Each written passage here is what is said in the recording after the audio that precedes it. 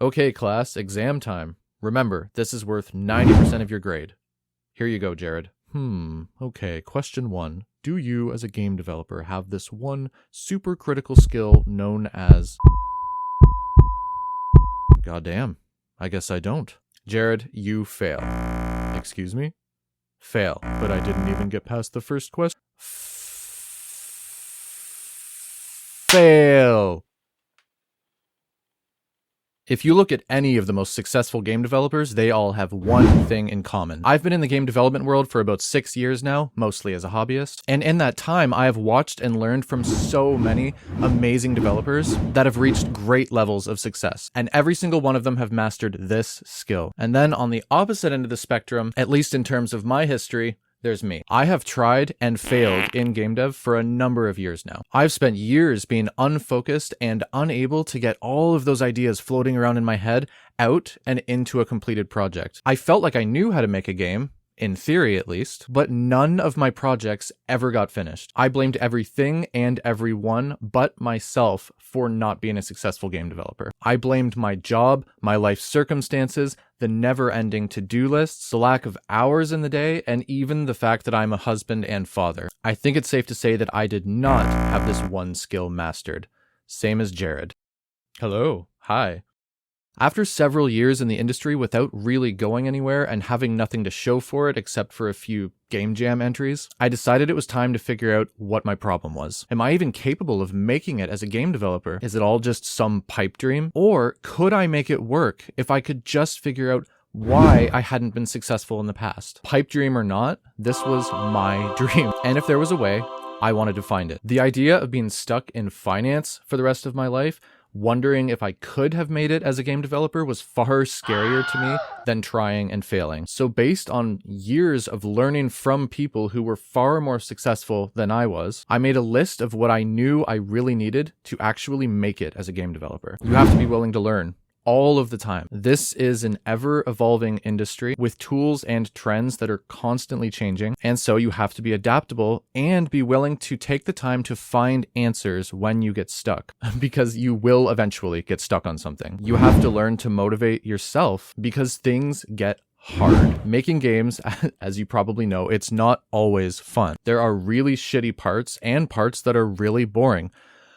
UI. So even if game development is your passion, there will be a lot of tasks that you find less than enjoyable, and those unfortunately need to get done too. As an indie, you have to be able to juggle multiple roles and wear many different hats all at the same time. Artist, programmer, marketer, playtester, designer, social media manager, and so much more. You need to constantly be creative and come up with new and fun ideas to make your game stand out in a sea of games. 10,696 games were released on Steam in 2021. This makes it more important than ever to really have that unique idea so that you stick out and it keeps you in that creative zone. You have to have thick skin.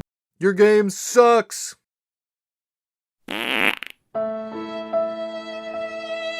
It's really not an easy thing for you to put your heart and your blood and your sweat and your tears into something for the world to see and then have them turn around and tell you what's wrong with it. But learning to take criticism as valuable feedback, because that's what it is, it's not only going to make you more resilient, but it will improve your game as well. Getting feedback is just vital to success. And good, constructive feedback, it's going to make your game as great as it can possibly be. We're going to get to that one critical skill in just a minute, but first, let's talk about why it is so difficult to finish a game in the first place. How is it that you can want to make one so badly, and yet it just never seems to get done? And what can you do about it? Maybe you just feel like you aren't good enough yet. You just need to learn a little bit more. Once you consider yourself a better artist or a better programmer, then you'll be ready to make your game. This is where you can get stuck in tutorial purgatory, where you're constantly just looking through tutorial after tutorial, and I know that a lot of us get stuck there. I know that I definitely did. for over 2 years. No amount of tutorials is going to fully prepare you for making a fully featured game though. At some point, you're just going to have to jump in and get your feet wet. For me, it was actually entering game jams that gave me the confidence to be able to launch out on my own to start working on a game. Maybe you feel like you don't have enough time. You have kids or a full-time job or just too much on your plate, and so you just don't feel like you have the time or the energy to put one more thing on your plate right now. This is a valid problem, okay? Don't get me wrong. I've definitely let this hold me back in the past. As a parent who had a full-time job when I started game development, I've realized that the time, it's never going to be perfect. And sometimes an hour here and there, like when you can squeeze it in, sometimes that's all you can manage. But if you don't make your game a priority and set aside some time for it, it's just not going to get finished. Maybe you're not feeling inspired and you really only like to work on ideas when you're in that creative flow and all the ideas are just pouring in and it's like this adrenaline rush, but you've got the game dev version of writer's block, and so you're kind of just waiting for it to pass. Now, I find it really hard when the ideas aren't flowing too, but I've also learned to schedule in time to sit down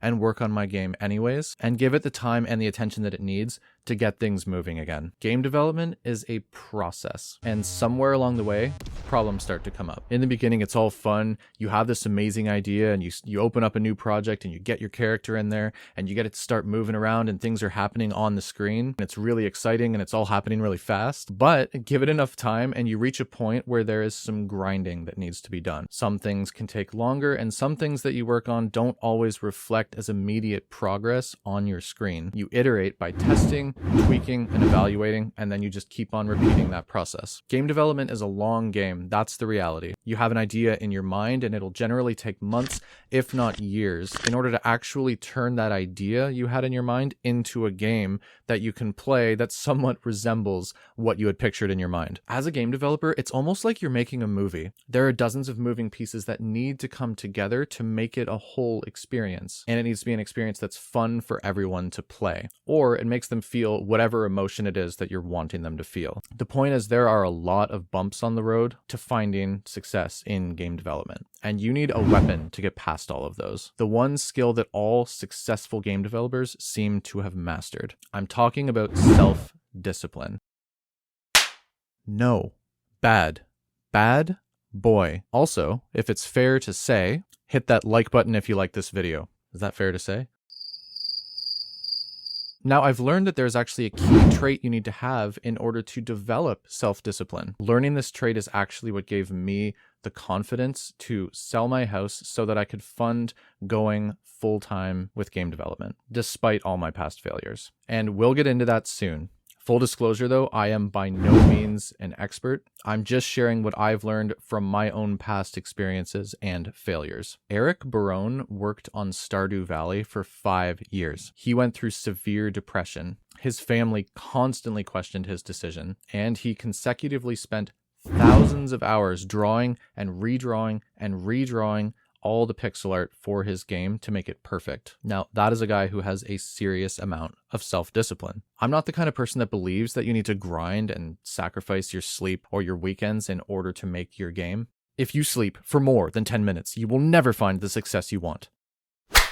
That's not the solution. But there is something to be said about having the self-discipline to sit down and do the things you said that you were going to do. Game development involves all kinds of shit you are not going to want to do. And there's a lot of people out there that are not going to understand why you even want to make one in the first place. And so if you only work on your game when you feel like working on it, you'll never finish it. And I'm just throwing that out there as a blanket statement because it's the truth. Whether you're doing this as a hobby or full time, you need to make time to sit down and do the work that you said you were going to do. If making a video game is something that you really want, then you have to make it a priority for yourself. If you want to be a game developer, then you owe it to yourself to give yourself the time you need to actually work on it, and you deserve it too. If you only work on your game when you have time, then I think this is just a matter of priority. If a med student only studied for their classes when they had time, then they wouldn't make a very good doctor.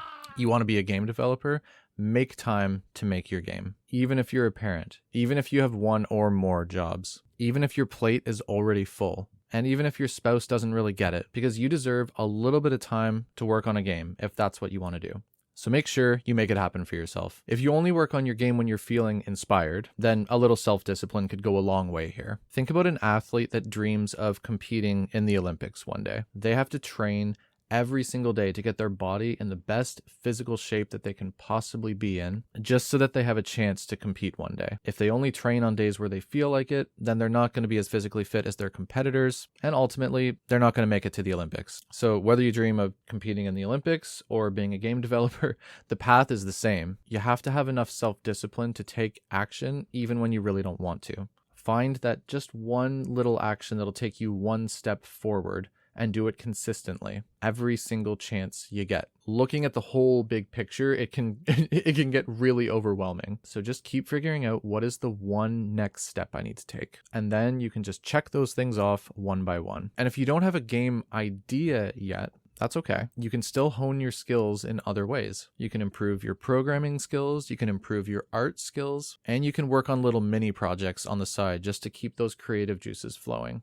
Just to start working. And if you already have a main project in the works and you're not really feeling any inspiration, then honestly, there's probably a million little tiny things on your to-do list for it that could get done. So go ahead and tackle something that maybe doesn't require you to be as creative or as inspired.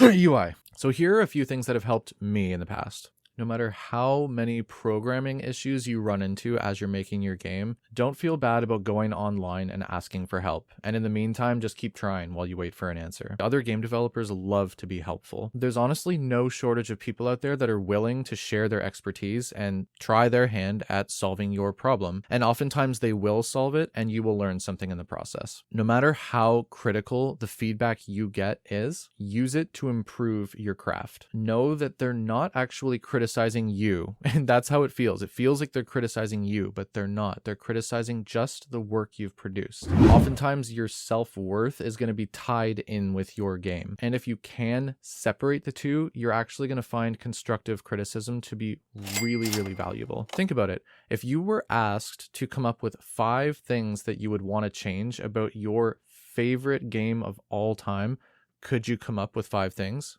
Do you think that you could probably make the game better based on your experience with it? These critical comments that you're getting are basically people who are telling you exactly how you can make your game better, and you can always choose to ignore them if you disagree with their suggestion. No matter how little time it seems like you have during the day, make a little window of time for your game. And if it doesn't work, then just adjust and try again. Life can get really busy, but if you really want to make a game, don't deprive the world of your creation by not making time to make your game. So if you haven't figured it out already, the trait that you need to develop your self-discipline is perseverance. You persevere no matter how many times you fail. You take action even when you're not feeling inspired. You try your best, you fail, you pick yourself up, learn from your mistakes, and try again.